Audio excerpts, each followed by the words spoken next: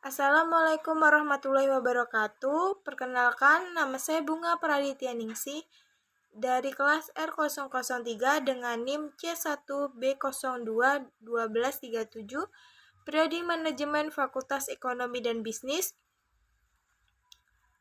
dengan dosen pengampu Bapak Wirmi Eka Putra. Baiklah, di sini saya akan mempresentasikan makalah berjudul Jurnal Penyesuaian Neraca Lajur dan Jurnal Penutup Perusahaan Dagang. Baiklah, materi yang pertama yang saya akan sampaikan yaitu Jurnal Penyesuaian Perusahaan Dagang. Jurnal Penyesuaian Perusahaan Dagang adalah jurnal yang bisa kita pakai untuk mencatat saldo pada akun tertentu dan digunakan mencerminkan keadaan sebenarnya. Selanjutnya bisa ke proses penyusunan laporan keuangan. Ada 8 akun yang harus dibuat, namun akun-akun tidak perlu diformat di perusahaan jasa. Yang pertama, persediaan barang dagang (PDB), yaitu mempunyai poin pendekatan ikhtisar laba rugi. Untuk mempermudah pembuatan ikhtisar laba rugi, kita bisa mengingat IPPI. Sebagai contoh, pada akhir periode, saldo persediaan barang awal adalah 5 juta dan saldo persediaan akhir adalah 7 juta. Bagian cara pembuatan ikhtisar laba ruginya, 5 juta, persediaan barang awalnya 5 juta, persediaan barang dagang akhir 7 juta, ikhtisar laba rugi berjumlah dengan 7 juta rupiah. Yang kedua, metode harga pokok penjualan (HPP). Diketahui persediaan barang dagang awalnya sebesar 8 juta rupiah. Dengan melakukan pembelian sebesar 20 juta rupiah rektur pembelian dan PH sebesar 800.000. Beban angkut yang dibayar sebesar 400.000 dan potongan pembelian 150. Persediaan barang dagang akhir mencapai 10 juta. Bagaimana cara menghitungnya? HPP berjumlah 8 juta. Persediaan barang dagang awal 8 juta. HPP 20 juta rupiah. Pembelian 20 juta rupiah. HPP 400.000. Beban angkut pembelian 400.000. Rektur pembelian dan PH 800.000. HPP 800.000. Metode harga pokok penjualan (HPP). Potongan pembelian sebesar 150, HPP-nya 150.000, persediaan barang dagang akhirnya 10 juta dan HPP 10 juta rupiah. Yang kedua ada perlengkapan. Sebagai contoh misalnya, saldo perlengkapan perusahaan pada bulan Juni 2018 lalu berjumlah 1.500.000, akan tetapi di akhir periode bisa akun mencapai 500.000. Lantas berapakah jumlah perlengkapan yang harus dicatat? Jumlahnya 1.500.000 ditambah 500.000 dikurang 500. 1.500.000 dikurang 500 yaitu hasilnya 1 juta.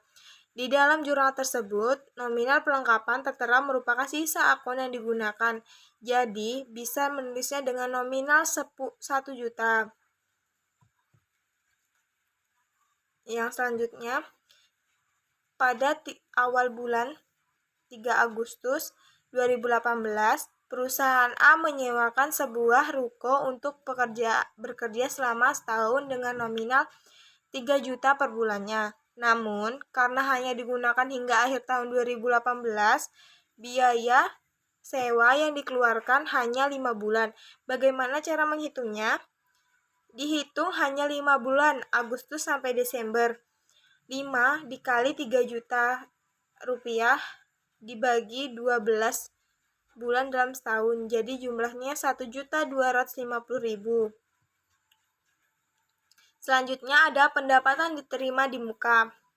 Sebagai seorang pemilik gedung, menerima pembayaran uang sewa sebanyak 5 juta selama 1 tahun Akan tetapi, penyewaan baru dimulai peminjamannya di bulan Oktober. Jika mencatat sebagai hutang, piutang dilakukan selama 3 bulan penyewaan karena dimulai dari awal Oktober hingga akhir tahun. Jadi, 3 dikali 5 juta dibagi 12 bulan dalam 1 tahun sama dengan 1.250.000. Jika mencatatnya sebagai pendapatan, penghitungan dilakukan selama sisa bulan tanpa pemakaian. Jadi, dari awal Januari hingga September, 9 bulan, 9 dikali 5 juta dibagi 12 bulan dalam setahun sama dengan 3.750. Yang selanjutnya, beban yang harus dibayar. Sebuah perusahaan mempunyai 100 karyawan. Perusahaan tersebut harus membayar gaji mereka dengan rincian 5 orang pemimpin berjumlah 15 juta per bulannya dan 95 orang staf dengan gaji 7 juta per bulannya. Lantas berapa beban yang harus dibayar setiap bulannya oleh perusahaan itu?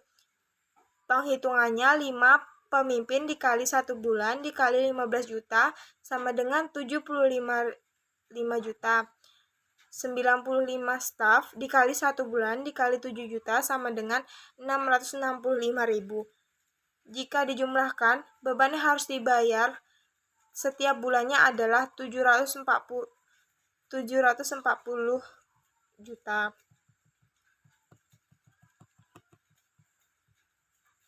Yang selanjutnya, yang keenam, pendapatan yang masih harus diterima.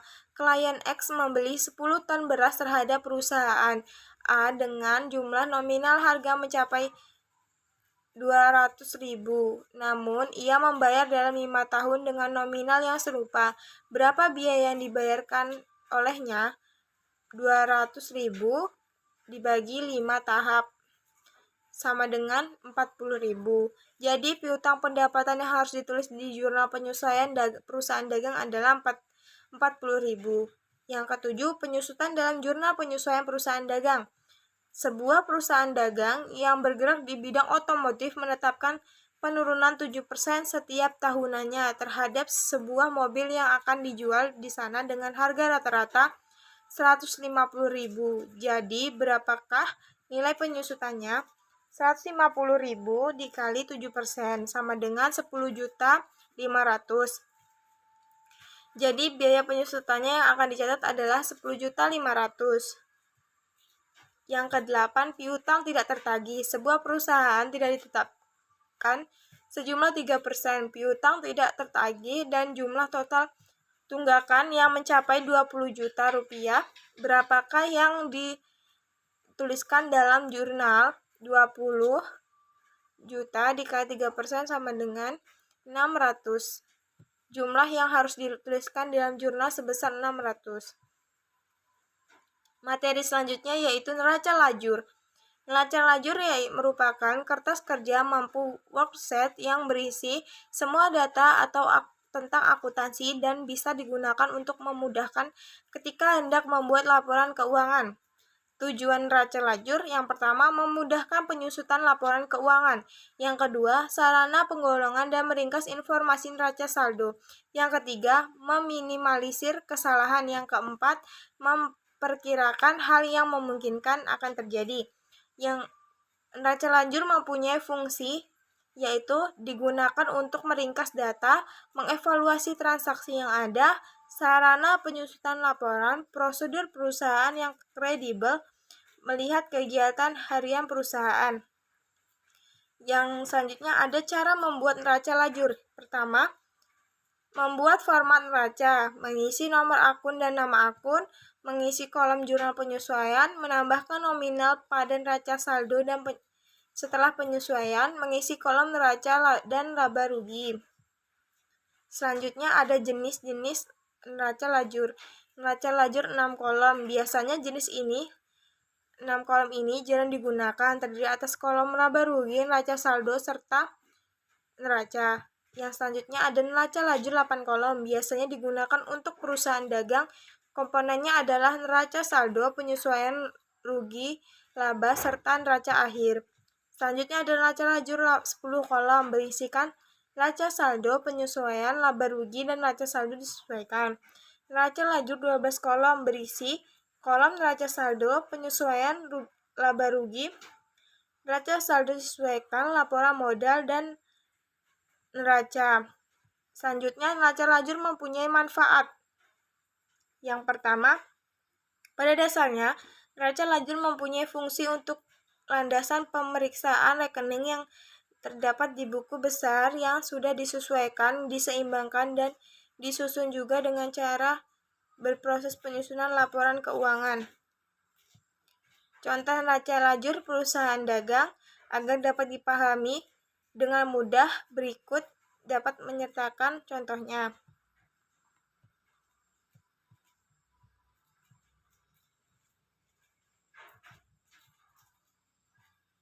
Baiklah, materi selanjutnya yaitu jurnal penutup perusahaan dagang. Jurnal penutup merupakan salah satu bagian dari laporan keuangan yang akan disusun pada akhir periode pembukaan. Bagian dari laporan keuangan ini digunakan untuk menutup akun nominal untuk menyiapkan neraca akhir periode. Jurnal penutup merupakan salah satu bagian dari laporan keuangan yang akan disusun pada akhir periode pembukuan. Yang pertama, tujuan dan fungsi pembuatan jurnal penutup. Yang kedua, cara membuat jurnal penutup. Membuat jurnal penutup, ada akun pendapatan. Berikut contoh akun pendapatan. Yang kedua, ada akun beban. Berikut adalah contoh akun beban. Yang ketiga, ada ikhtisar laba rugi. Berikut ini adalah contoh dari ikhtisar laba dan rugi. Yang keempat, ada akun prive. Berikut ada contoh dari akun prive. Yang ketiga, contoh kasus jurnal penutup. Berikut adalah contoh jurnal penutup. Baiklah, sekian presentasi dari saya. Apabila ada kurang dan lebihnya perkataan saya atau kesalahan mohon dimaafkan. Assalamualaikum warahmatullahi wabarakatuh.